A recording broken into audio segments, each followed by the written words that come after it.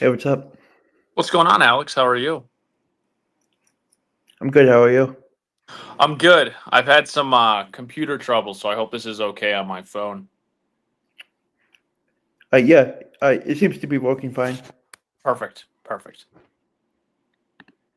Welcome to episode number 37 of the Dugout Report. I am here with Miami Marlins pregame radio host Stephen Strom, and I'm excited to have him on today to recap the previous series against the White Sox, recap Monday's game against the Cubs, and preview the rest of the series and look ahead to the Tampa Bay series. So, welcome to the podcast.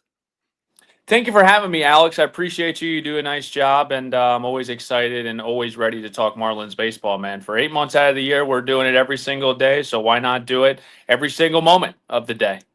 Hmm. What were your initial thoughts on how the series went against the White Sox? Well, I think we'll start with the pitching, Alex. I thought that there was some really good pitching performances. I know the line maybe didn't reflect how Sandy and Max Meyer did, but Edward Cabrera as well, I thought pitched to a position where the Marlins had an opportunity to win the game. For Max Meyer, obviously he's been awesome all season long. Got burned in that seventh inning. Augustine Ramirez got in it with home plate umpire Austin Jones, so that was kind of unfortunate. Edward Cabrera turned around and had a nice performance. Marlins ended up winning that middle game. And then on Sunday afternoon, Sandy looked like he was rolling until I think it was the sixth inning where he just hung a curveball to Tim Elko, and it turns into a 3-run home run. The story of this series against the White Sox, though, Alex, was with runners in scoring position, the Marlins really struggled. I have it in front of me 4 for 36 across 3 games, 1 for 15 on Friday, 1 for 12 on Saturday, 2 for 9 on Sunday. That's a 111 batting average with runners in scoring position. For the Marlins, for a team that doesn't particularly slug, they've got to take advantage of guys that are in position to score, and they just didn't do it in those first 3 games in Chicago against the White Sox. Hmm. What did you think about what could go a little better than what was the outcome of the series was? I'm sorry, Alex. Oh, what did you think about uh, what what they could do better with everything, even though they lost the series? Yeah, I think it's hard for me to say like they need to. There's like a rhyme or recipe to get better with runners in scoring position. I think that was like the overall takeaway because the offense didn't really turn out. I think things that they can control is base running. Alex, they got picked off at third base. Nick Fortes was on Sunday afternoon, and the Marlins are going to be aggressive. There's no question about it on the base path. They have athletes. They're a much more athletic team than they were last year. But when you are aggressive, you have to find that balance of being disciplined and not being picked off and not, squandering opportunities when you do get into scoring position. Everything else, again, like the pitching was good. They were getting on base. I thought one of the things they did well, Alex, was the first guy in the order in each inning was able to get on base. They did that 7 out of 9 times. I think it was on Sunday. And again, just the runners in scoring position came back to get them. But with those series, because it's 162 games, you just try to flush it. You try to come back. We're in the north side now. It's the easiest travel day. Yesterday, just to come back from Rate Field in the south side and now have 3 games. Now 2 more left at Wrigley on the north side of Chicago. What are your thoughts on how they did against the Cubs last night? Last night was a little bit frustrating too because Cal Quantrill I thought pitched well. Cal was pretty clinical. He looked like the Cal Quantrill that the Marlins anticipated when they signed him. He's really using that cutter a lot, that cutter split combination. He was primarily a split guy, Alex, because obviously in Mhm. Colorado the ball doesn't move. So when he came to Miami above Yeah. sea level, he's thinking, wait, I can use something else outside of my splitter. So he has found something with that splitter cutter combination. He was awesome against the Dodgers last week in Miami, 5 innings, 1 run. And then yesterday he goes 4 1/3 with 3 runs. He got burned on the home run from Dansby Swanson. Feels like it's just one pitch, Alex, this year with some of these pitchers. And they just happen to have, 2, 3 guys on the bases. And that solo shot, what could have been, turns into a 3 run home run, breaks the game open. Offensively, it was great to get Derek Hill back. Dane Myers to the 10-day IL, which was unfortunate. He was hitting 337. He goes on the IL with that oblique, but they did reactivate Derek Hill, who hit the 2 run home run to cut it to 5-2. But, I think collectively, offensively, they're trying to search a little bit, maybe trying to do too much. But, the one thing about this team, anytime you start to think, oh, man, are they getting out of it? They come back and respond and somehow, some way come out on top. So I'm excited about the game tonight. Bayoso's been awesome. Ben Brown is kind of spotty for the Chicago Cubs. I think this is maybe a game where the Marlins can get out on top early and hopefully put up some crooked inning numbers. Yeah. Last night I was looking at the recap, and I saw that Dansby Swanson and Seiya Suzuki both homered. Uh, what what are your expectations of letting them not do what they're doing? And do you think the pitching is up in the air as of now? You know what? I think that the starters are trending in the right direction. I know the ERA might not show it, Alex, but the last week and a half, 2 weeks, I think Daniel Moskis and crew have done a phenomenal job of kind of getting these starters to go 5, 6 innings and really putting them. Because to me, like, if you can go even 4 innings and you can give up 2 runs, 3 runs, just put your team in a position to win ball games. This bullpen has been really good. They've got guys that can go multiple innings. So the blueprint right now for the Marlins pitching staff is get through 4 or 5 innings, less than 3 runs, and then turn it over to that bullpen.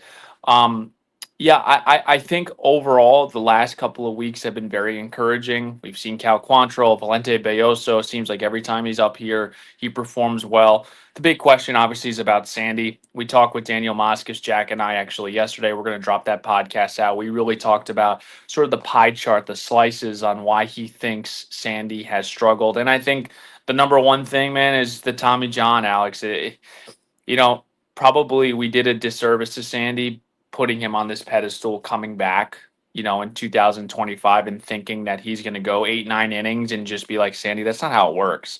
We saw Walker Bueller, who came off Tommy John struggle. Sandy Alcantara is human. He puts in a ton of work.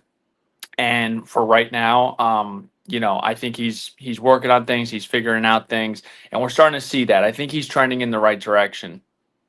Mm-hmm.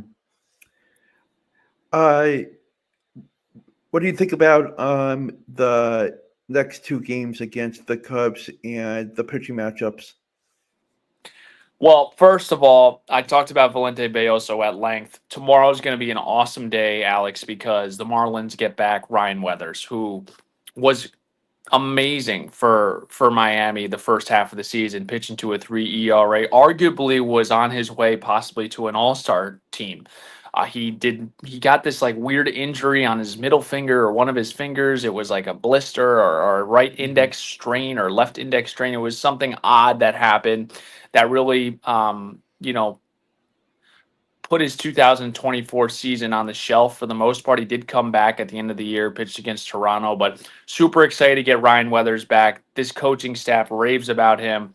He's so young and he's so cerebral. He is just like a pitching nerd. He loves it, and I know he's itching to get back. I'm excited about that matchup. It's 2 southpaws, Jamison Tyone for Chicago, and then Ryan Weathers. So I think the pitching matchup, these next two, I'm really excited for. I really like Valente Bayoso. He's a different sort of dude. He throws a bunch of different pitches in a bunch of different spots. He throws it like 89, 90 miles per hour.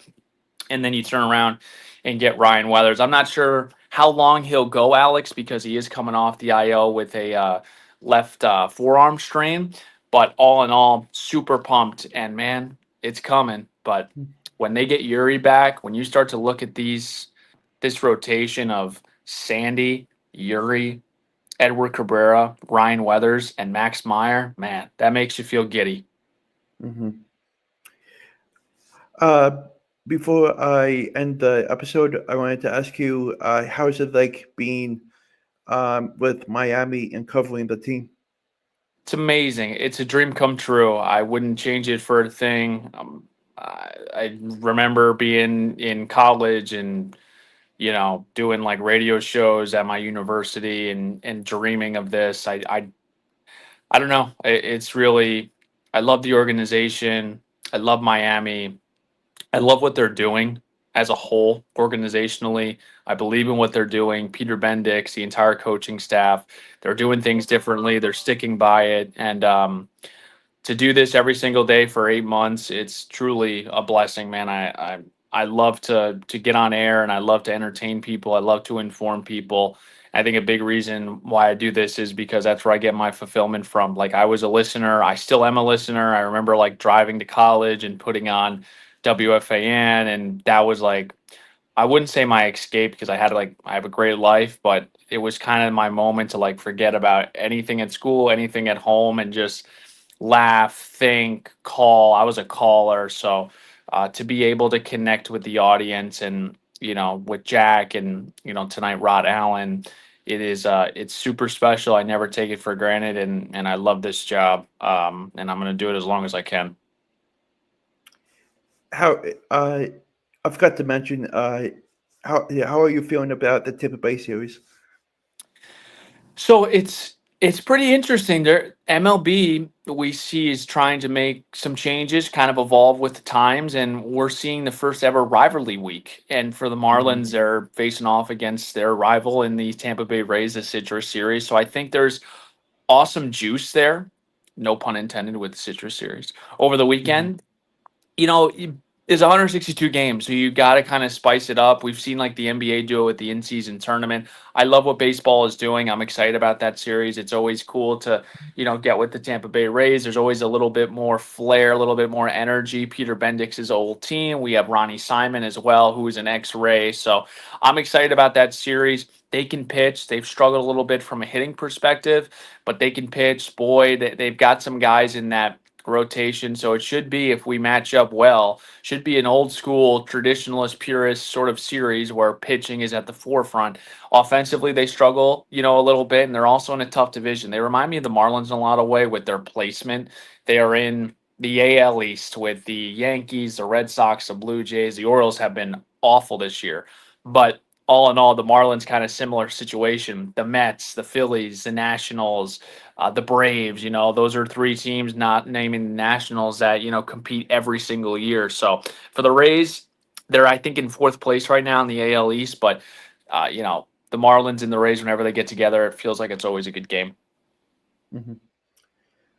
Thank you for taking the time out of your day to come on and talk Marlins baseball, and hope to have you back on soon. Alex, thank you so much for having me on, man. It's truly an honor to go jump on here and talk Marlins baseball with you. Anytime you need it, you let me know, and keep up the good work. All right. Okay, definitely. Thank you.